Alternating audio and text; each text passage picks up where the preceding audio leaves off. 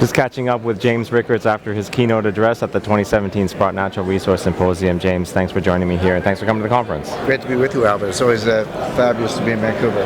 We had a pretty intense final day here with David Stockman leading Doug Casey, then you. I didn't think it was possible to suffer PTSD from listening to people talk, but there was some serious stuff mentioned in those talks. And don't forget Grant Williams. I mean, it was like a four-part series there. Yeah, it was fabulous. I always enjoy appearing here. I watched those other presentations. I was blown away by David Stockman. I've read his books and his blogs and so forth. He's a very prolific writer.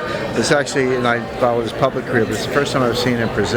He was unbelievable. So the participants here really had a great lineup. You had us on the edge of our seats, and you didn't even mention long-term capital management once. There was a lot of other stuff that we talked about. Economic war was one of the themes. Talk about that. Well, what I did today was a little bit different. I've always done economics, inflation, deflation, central bank policy, monetary policy, the role of gold as a monetary asset. I've done those kinds of presentations for years. I always bring it up today. I always make it fresh for the audience. Today, I was a little bit of a departure. It was the first time I've done this particular presentation, so you think of it almost like a world premiere. I wanted to put a lot more emphasis on geopolitics. I've always blended the two, global capital markets and geopolitics. I'm always in that, I think it was a Venn diagram, two big circles, that intersection, that's my space.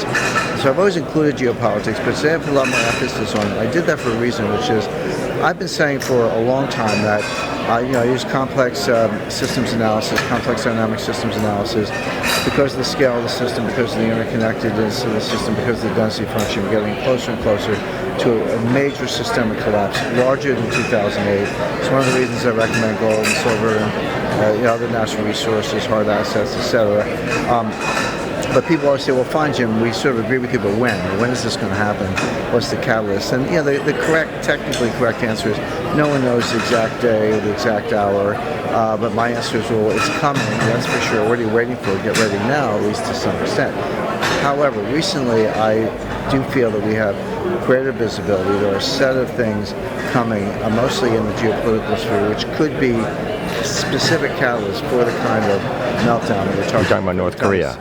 North Korea is one, but it's not the only one. The U.S. is, we're escalating with Russia, which is too bad. I was hoping that we could, and I think Trump tried to do this, although they did it pretty poorly, amateurishly, tried to normalize relations with Russia. The U.S. is going to have a confrontation with China.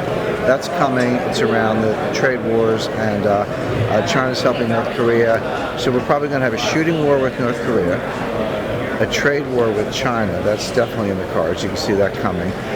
But in a three-corner game of Russia, China, and the U.S., if you're going to confront China, you want Russia on your side or at least neutral. That was part of why they were trying to normalize relations with Russia. Unfortunately, that has failed. It's blown up, partly because of bungling by the White House. The Congress passed very, very tough sanctions on Russia. We don't know if Trump's going to sign them or not. My gut feeling is he doesn't want to sign them, but he probably will. And then Russia's going to escalate. But Russia's already warned the United States. They said, we're going to respond to these sanctions, but we're going to do it asymmetrically.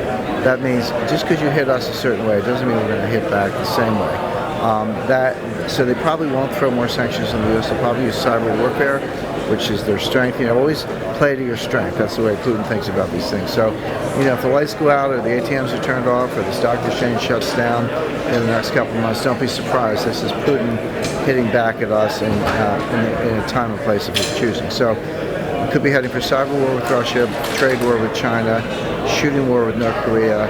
Any one of these things, none of these things are priced in. None of these things are priced into the markets. If you were sure they were coming, gold would be higher, stocks would be lower. So I do look for those kind of radical adjustments coming sooner than later. Appreciate the message. Pretty much on tune with David Stockman and the other speakers. I think the bars are going to do pretty well tonight in this town because we're all going to go out. I'll be joining them, joining the folks at the bar. All right, James Rickards, thanks for joining me today. Thanks, really appreciate it. Great to be with you. Thanks.